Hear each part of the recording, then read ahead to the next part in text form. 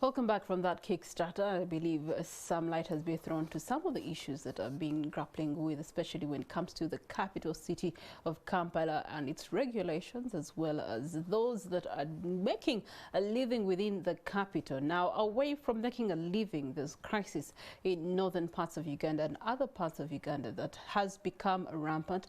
Right now, government is treating it as crisis and are turning to it as emergency. According to the Integrated Food Security Phase Classification in Karamoja in northeastern Uganda, more than 300 people are actually estimated to be experiencing high levels of acute food insecurity at crisis level, or even worse. You're looking at about 56,600 children across the 9 districts also being affected by acute malnutrition and in need of treatment. 61% of the population in Karamoja right now is living in poverty, 3 times higher than the national poverty level. David Kabanda, Director for the Center for Food and Adequate Living Rights, is here to throw more light on the situation in Karamoja, but also speak about food insecurity across the bar in this country. Good morning to you, David.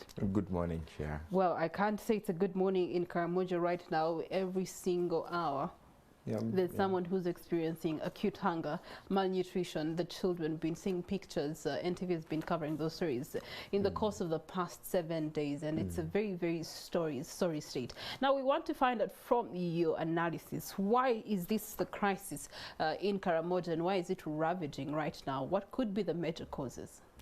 Thank you so much. It is very unfortunate that we are even sitting here to have this discussion. As we speak now, you may find someone is dying. We were in Kotido, Nepak last week, and we saw people being buried because of hunger. Someone has starved. What is left on their skin? Many of you have seen these photos.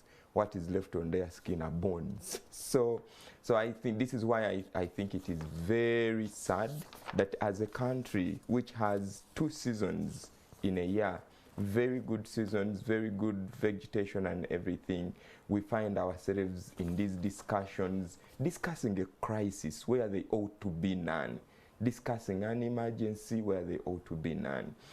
I think as a country we need to recenter the basics, and coming from the Center for Food and Adequate Living Rights, we think that we need to bring back the law in its place. If we are talking about this critical component of life, this critical component which we call the fundamental human right to food, then we need to go back to the basics of the law. What does the law requires us to do? Who is responsible for what, and who must do what? I think as a country, as a people, we now need to go into a very honest conversation and then look at ourselves in how we have failed the fellow countrymen. Many people are talking about Karamoja, but we know that Karamoja, it is not happening for the first time. It has happened. The other year in 2019 and 20, we know that they were even given food and the food killed them. Yes, there are even cases in court. Food, when the food was distributed.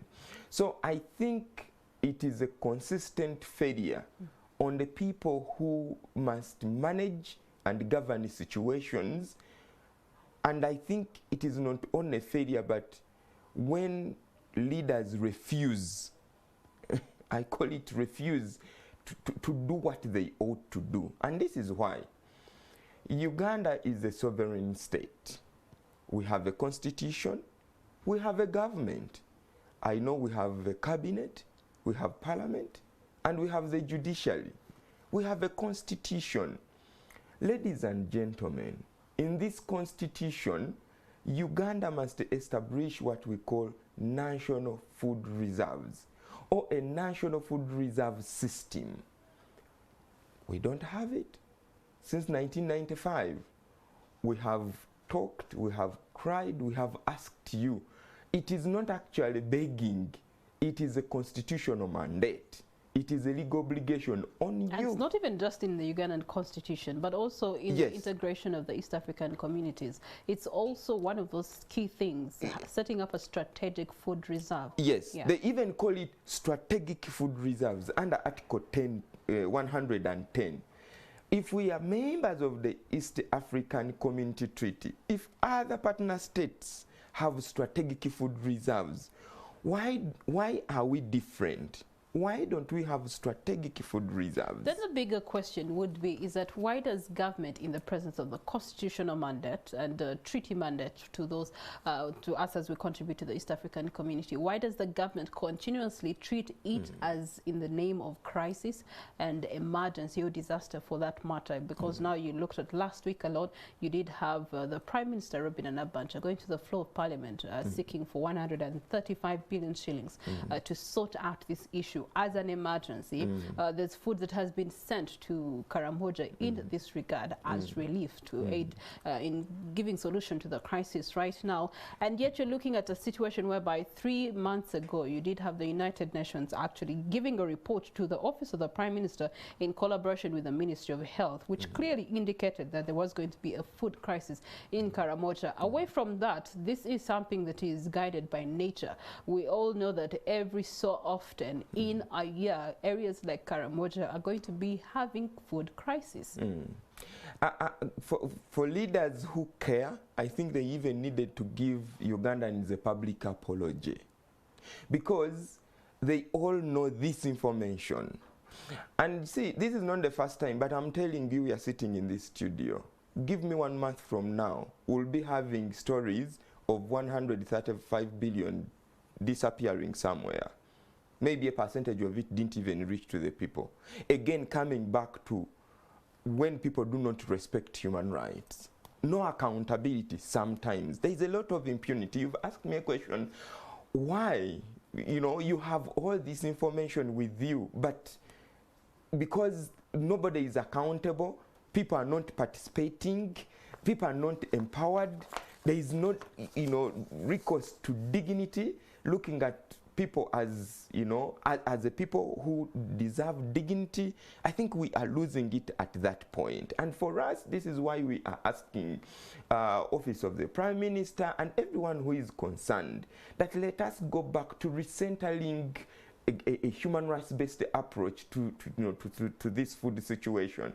And I also want to mention, Shira, that we have local governments.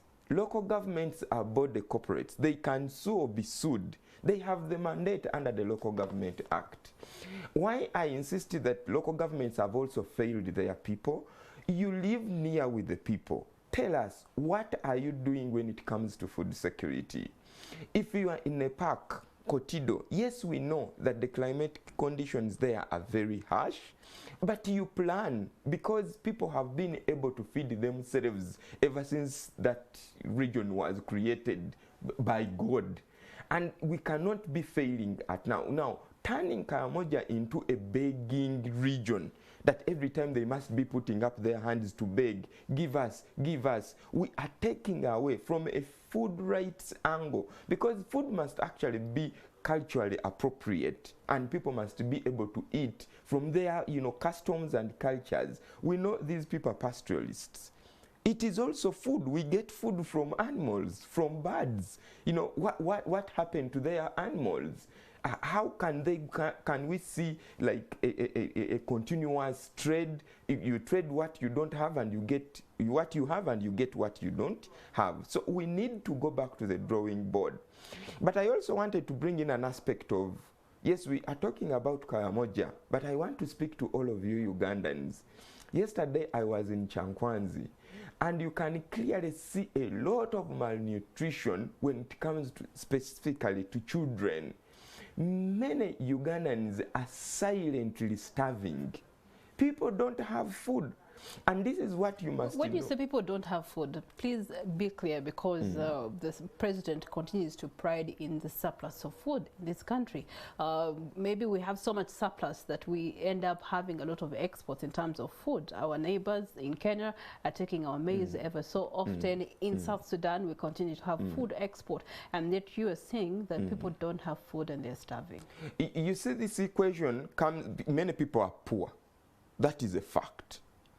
Then, if someone has a garden of maize, do you know that some people are selling their gardens at flowering level? You understand? So when you're talking about Kenya exporting, by the time someone harvests the maize, someone has already bought it. So they sell everything, and they will not have even food left for the children or even themselves. And many people are now feeding on maize. But we have just had a very serious heat wave.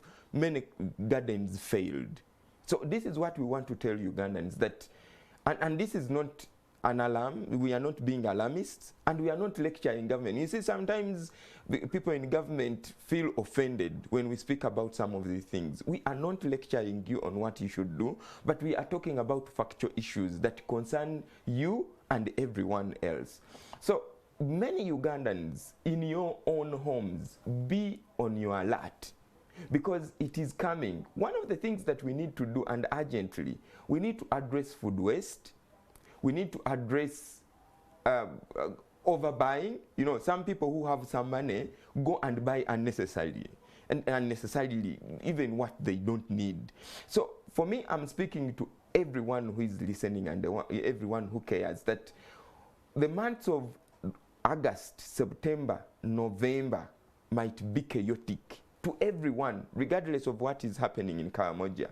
Because now the seed that we have now preserved as food which people are eating is going to be planted if we get early rains in August. Then prepare for starvation from those months till when we get another harvest. That is if we do not get problematic rains. So I want to speak to everyone, and this one again comes back to a failure in system. Uganda does not have a known food system. So doesn't the Ministry of Agriculture then have responsibility to take care of anything that is related? Many institutions in Uganda have, I don't want to call them challenges, but I think I think they are challenged. Let me give you just one example. We are eating and feeding from chemicalized vegetables, fruits. Our food environments are full of chemicals. Whether you're a member of parliament, whether you're a minister, you are eating these chemicals, because whether you like it or not, we are buying in the same market. For the people who export food, we always have rejects. And where do those rejects go? They come back to even the market here. Now, who regulates the food that goes into the market? Recently, we had a report from Makerere University indicating that 89% of the food in the main markets in Kampala is full of chemicals. It is contaminated. Pick the tomatoes. You'll find them with, you know, chemicals, even visible. But we have even been misled to think that when you wash the tomato with plain water, or, you know, warm water, then it is okay, you can eat. I think we need to go back to the basics. Who regulates all this? I was speaking with some of the ministry people. Where are the inspectors? Do we have the inspectors? Okay. No, we don't have them. So we need to make sure that we go back to the basics. For me, I don't think that we must continuously handle this as a crisis. Today you give me food, I'll eat it, finish it. Then tomorrow I'll beg again. Let us just have a food system in this country which addresses. The government must be able to foresee, to forecast, such that we have a plan that helps us to get enough food. And what is your organization doing about food rights and security in Uganda today? One of the things is here. We have continuously engaged government to make sure, and also issuing these alerts. We have even by the way gone to court to challenge this, and we are continuously running out of options. If government on the floor of parliament has been advised to have strategic food reserves and they have refused, maybe the recourse should be going back to the courts of law to make sure that they order now, government, that it is now by a court order that you must have these strategic food reserves in the country. We don't believe in, many people have even asked us, in COVID-19 we did a lot of food support, but I don't believe it in going forward, because when you collect food, there is a possibility of collecting contaminated food. You remember the food which government supplied to people during COVID-19? Uganda National Bureau of Standards came up and said 38% of the food which was given to people was contaminated. Now, we wanted the office of the Prime Minister to give us guidelines. The people who are taking food to Karamoja, are we not killing those people? Okay.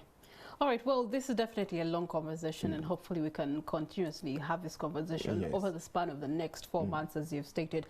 According to the climate changes, you get to see the heavy rains coming in August, but then you are also expecting to see lots of food crises coming through between August and November, as stated by David Kabanda. Now, in that regard, it raises the eyebrow of, one, what's the state of food security in Uganda, but also food literacy in this country. And he has also mentioned the fact that you're taking in foods that actually are chemically not good already, and then that contributes to the state of health for the entire country. But also the malnutrition that is on a high rise right now. I think one of the issues is because people are trying to survive through the economic crisis generally, and so they end up having to cut down on how much they're taking and the quality of what they're taking to be able to survive for the next day, the next week, the next month, and complete the year 2022. However, it's coming at an expense that now you're having children that are looking ill, children that are malnourished, and that's not good. Now, for our friends in Karamoja, while we do have the government responding to it as a crisis, I think the plea from me to government would be, let's have that consideration of the National Food Reserve. It will go a long way to continuously deal with this issue, because it's not the first time we're having this Karamoja conversation in terms of food crisis. It's not going to be the last time. Therefore, there should be a constant, deliberate national consideration of it every single year. Now, away from that, we started on a good note, and it's a good Cheptegei Day. Therefore, we're going to end morning at NTV on a Cheptegei Day. And I'll ask David, Joshua Cheptegei's win, Joshua's win, what does that mean to you? We have gold, and everything that is golden is good. Yeah. I think we can use some of these wonderful occurrences as, these must be our ambassadors in everything. They must be, you know, now working as, to give us some hope. I think that there is something good in it. Yes, we are talking about these many failing and things and challenges, but you see, we are very happy and proud that at least we have a gold at international level. Okay, yes. All right. Well, one of the books in the Bible written by Paul, and I quote, "I have run a good race. I have finished my race." The question is, have you run your race? Joshua Cheptegei has also run his 10,000 meters, and he has completed them, and he has earned himself a gold. Now, the onus is on you to actually pick up on your own race, be it financially, be it family-wise, be it business, be it whatever thing that you are engaged in right now. Pick up your race, run it, and you will win a gold at the end of the day, the end of the week, the end of the year, and whatever reward as and when it comes through your way. From morning at NTV, thank you so much for having joined us for Monday's edition. Until we meet tomorrow, 6:30 a.m., have a blessed day.